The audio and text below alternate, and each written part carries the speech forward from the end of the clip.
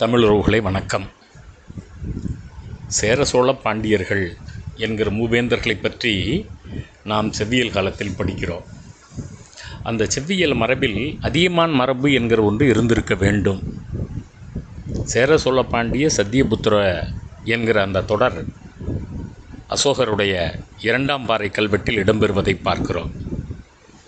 அந்த சத்தியபுத்திர அல்லது சத்தியபுத்ரோ அல்லது சத்திரியபுதோ என்றெல்லாம் அந்த தொடர், வடமொழி தொடர் பல நிலைகளிலே பேசப்படுகிறது.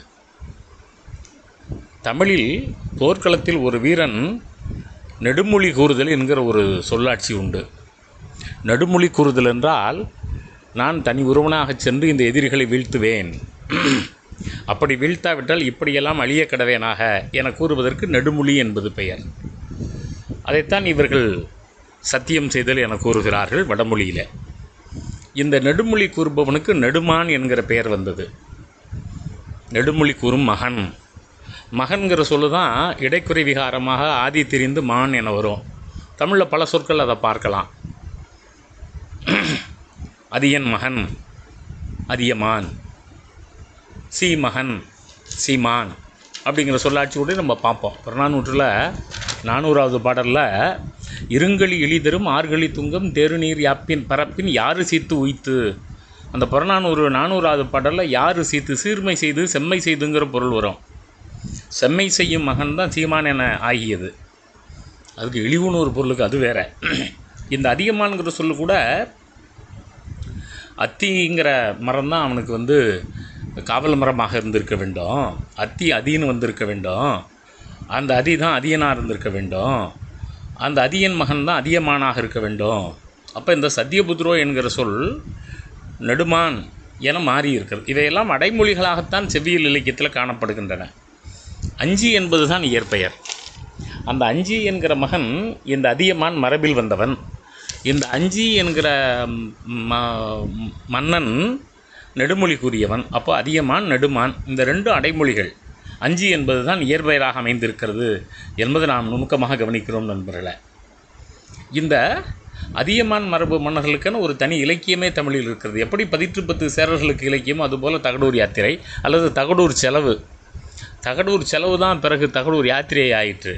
செங்கோன் தரை செலவு போல் அந்த காலத்தில் செலவு என்கிற பெயரால் இலக்கியங்கள், பயண இலக்கியங்கள் இருந்திருக்கின்றன என்பதை நம்ம கவனிக்கிறோம். திருக்கோவலூர் என சொல்லப்படுகிற கோவலூர், அங்கே திருமுடிக்காரி, அந்த மலையமான் திருமுடிக்காரியை எதிர்த்து அதியமான் போரிட்ட போது அந்த திருமுடிக்காரியை சேரன் ஆதரிக்கிறான், அதியமானை சோழனும் பாண்டியனும் ஆதரிக்கிறார்கள் என சொல்லுகிற போது இவன் ஒரு பெருவேந்தராக இருந்திருக்கிறான் என்பது நமக்கு தெரிகிறது நண்பர்களே.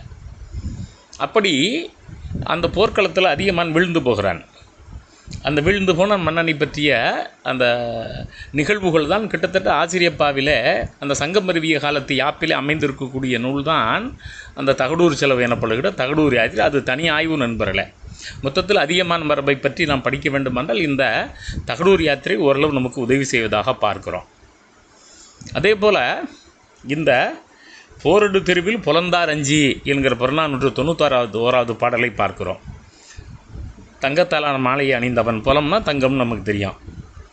அதே போலவே அரும்பரல் மரபின் கரும்பு இவன் தந்து, இவனுடைய மரபினர்கள் தான் கரும்பை இங்கே அறிமுகப்படுத்தினார்கள் அப்படிங்கிறத புறநானூறு 99, புறநானூறு 392 பல பாடல்களை இதை பார்க்குறோம். அறிஞர் வையாபுரி பிள்ளை அவர்கள் எழுபுரி நாட்டத்து எழாத்தாயம் வலுவின்றி எய்தியும் அமையாய் என்கிற தொடரை வைத்துக்கொண்டு தமிழுக்கும் வடமொழிக்குமான ஒற்றுமைகளை பார்க்க வேண்டும். வடமொழியில் மானசாரம்னு ஒரு நூல் இருக்கிறது. அந்த மானசாரம்ங்கிற நூலில் அதிராஜன்கிற ஒரு சொல்லாட்சி இருக்கிறது.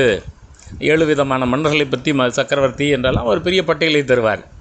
அதில் இந்த அதிராஜன்கிற மன்னனுக்கு தனி கொடை இருந்தது, தனி முடி இருந்தது, தனி அரியாசனம் இருந்தது, கவரி இருந்தது, மாலை இருந்தது, முத்து மாலை இருந்தது, 6ல் 1 பங்கு வரி வசூல் செய்கிற உரிமை அவனுக்கு இருந்தது என சொல்லிவிட்டு புறநானூற்றில் வருகிற பூவார் காவல் புனிற்று புலால் நடுவேல் எழுபுரி நாட்டத்து எழாத்தாயம் என்கிற தொடரை வைத்துக்கொண்டு இந்த எழுபுரி நாட்டத்து எழாத்தாயம், அந்த எழுபொறி அப்படி என்பதற்கு அவர் ஒரு புதிய விளக்கத்தை தருவார். அதுவும் ஒரு ஆய்வுக்குரிய ஒன்றாக நாம் பார்க்கப்படுகிறோம். அப்போது அதே போல் இந்த அதிராஜன்கிற தொடர் வேள்விக்குடி செப்பேட்டில் இருக்கிறது. அதிராஜனை வீழ்த்திய களப்பிரர்கள் என்கிறார்கள். இந்த அதிராஜன் என்பது பெருவேந்தர்களை குறிக்கும். ஒன்று புரிகிறது, சேரசாண்டிய சோழ பாண்டியர்களைப் போல இந்த அதியமான் மரபினர் என்பவர்கள் சங்ககால பெருவேந்தர்கள் என்பது புரிகிறது. இன்றைக்கு இருக்கிற தகடூர் என சொல்லப்படுகிற தருமபுரியை தலைநகராக கொண்டு ஆண்டவர்கள் என்பதும் புலனாகிறது. தலைதீர் நாடு என்று அந்த காலத்தில் இந்த ஒகேனக்கல் அழைக்கப்பட்டதையும் பல ஆய்வாளர்கள் குறிப்பிடுகிறார்கள். சதியபுத்ரோ அதியமான் ஈத்தப்பாளி என்ற ஒரு பிற்கால கல்வெட்டு உண்டு நண்பர்களே.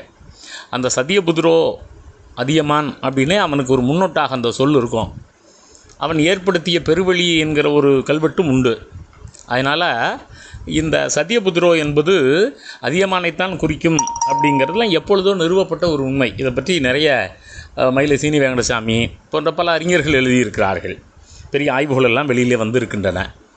அப்போது இந்த பெருவேந்த மரபில் இருக்கக்கூடிய ஒரு மன்னனாக இந்த அதியமான் மரபுன்னு பார்க்குறோம். அது ஏன் புகுட்டல் இனி தனியாக ஆராயப்பட வேண்டியவன்.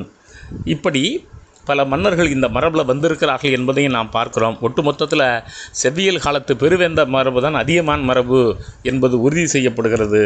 அதை தனியாக பார்ப்போம். நன்றி.